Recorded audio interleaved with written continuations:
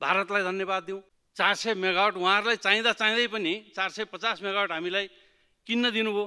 तत्कालीन समयमा load shedding अन्त गरेको श्रेय भारतलाई जानुपर्छ।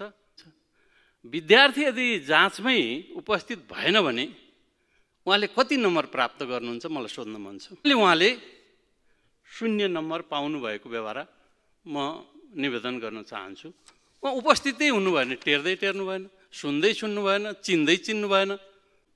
लिखित बनियो, 9 पटकसम्म अनुरोध गरियो, सुन्नुहुन्न, मान्नुहुन्न। यसलाई अर्को अर्थमा भन्यो भने टेर्नुहुन्न। नेपाल बङ्गलादेश भारतमा विद्युत बिक्री गर्ने कुरा, त्यसमा पनि उहाँको प्रमुख भूमिका होइन।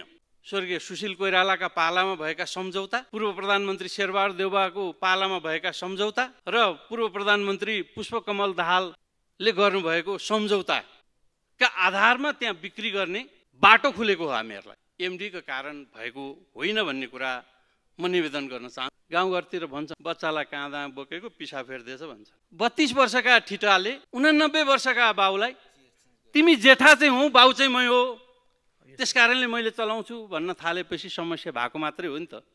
म 32 वर्षको युवै हो, बाउलाई सघाउँछु भने अब यस्तो कहाँ हुन्थ्यो होला र।